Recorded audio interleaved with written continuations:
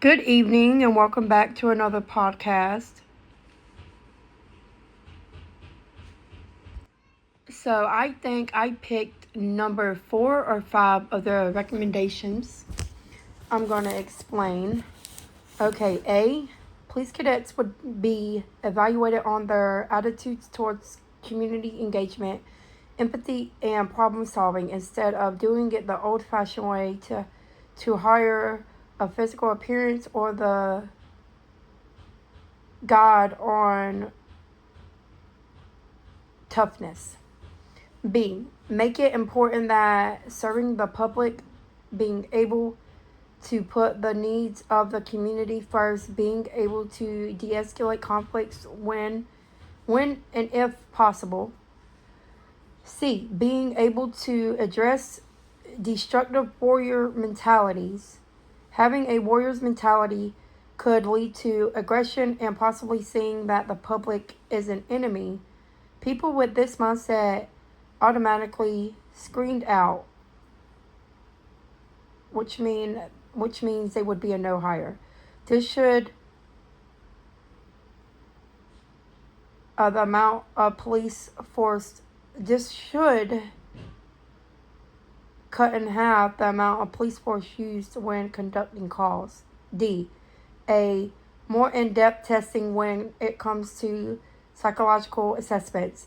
Have more practical exercises, demonstrating empathy, communication skills, and conflict resolution. Another question for my podcast: How did this recommendation originate in policing? I would say this part of policing came from decades of research and reform efforts that in showing behavior and mindset of officers could be heavily influenced by who is hired. To have more trust coming from the community, police departments must do a thorough screening to weed out the ones who, let's say, let the badge go over their head, basically saying like the power goes over their head.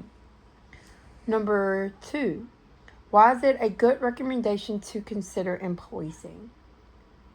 If you truly honestly think about it, the ones in the day and ages, our mental health as a whole is at an all-time high. Our trust for the police is at an all-time low. We as a whole are seeing and hearing of too many officers using excessive force or even deadly force. Having these types of screenings will weed out the bad ones for the most part. Plus, this will more than likely put more trust within the people in the community. The next question: what would the recommendation achieve if it were enhanced and instituted throughout all of local, state, and national law enforcement agencies? It would put a dent in the reduction of officers using less or excessive force. It would improve the community trust. Citizens would probably feel a lot safer reporting crime and or even go as far as cooperating with law enforcement when it comes to investigations. Having this put in modern day policing and having officers trained and able to de-escalate situations, which in the end leads to less physical force. Number 5, what would be the possible drawbacks of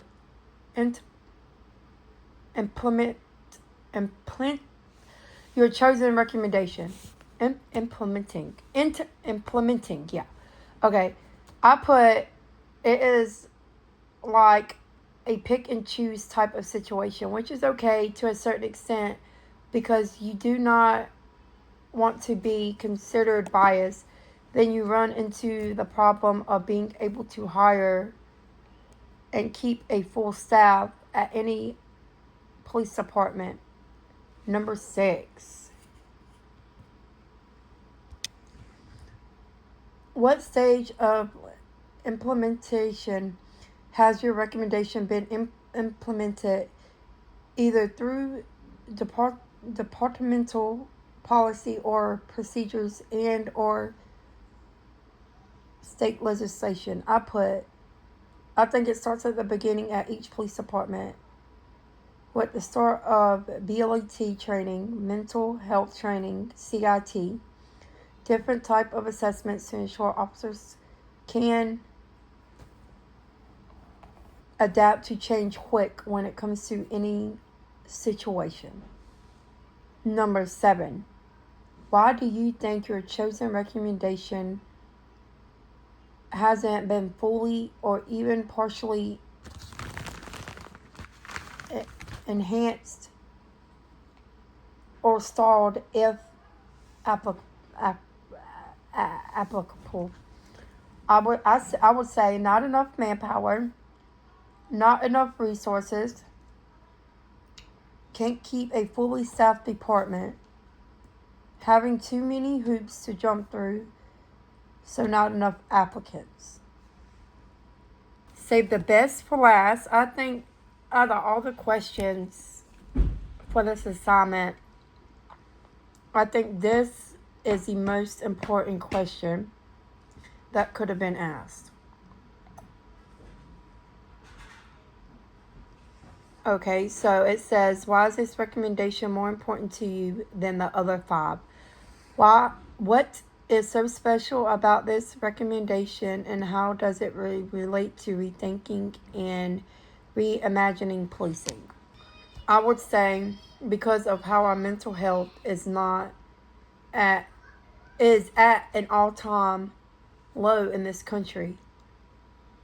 How our officers are not fully trained or equipped to handle mental illness calls, or they do not have enough training, period. Having all these types of trainings and screenings and assessments in place could and should make for a better staffing in the police force. It would make for better trust within the community, better relationships between law enforcement and the public eye. People are all the time talking about how police officers and law enforcement needs reforming. Well, it all starts, to me, not just within the departments, the different law enforcement departments, but it also starts within the BLET training, because that's when police officers go through basically law enforcement school to become a cop. And I think that de-escalation situations, they should have more of that training, more mental health training. Because if we're being honest, I don't think our officers are really equipped to handle mental health calls. I mean, look at the situation that happened in Johnson County a couple weeks ago, where the wife called the called the law because her husband was having a real bad PTSD episode. And I mean, I get that you can't save them all. I get it. I totally understand. But I think that the change doesn't just start with the law enforcement departments. It starts at the beginning, where police officers become police officers as cadets in the BLET training. They need to either extend how long they go to school for it. That way the police cadets can have more training. I think that's where the change starts. I mean, because if you really think about it, it asks to rethinking or reimagining policing in this question. If you ask any officer on duty at a random select, and they go to a mental health call, I mean, honestly and truthfully, can they say that they have 100% been trained to handle, but are they really truthfully, like I said, 100% trained to handle situations like that? Are they able to 100% de-escalate a person that, no offense, is out of his or her mind? Are they trained to handle the homeless?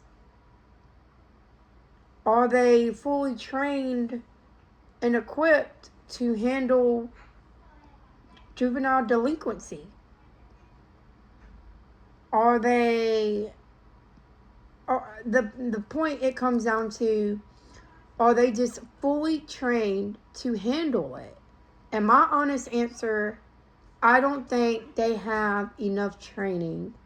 I don't think that it is pushed out enough for the police cadets to go through all this training. I don't think it is as important as it should be. And I think with having more training, more hours of training dealing with mental health and de-escalating situations like this, it would cause for the public to trust our officers better. And we're all the time blabbing about how we are wanting to do better, be better for our community, and blah, blah, blah, and blah, blah this and blah, blah that. I think, like I said, the honest change and reform and reimagining and rethinking comes at the start of how police officers become police officers. And that is at the start of BLET training.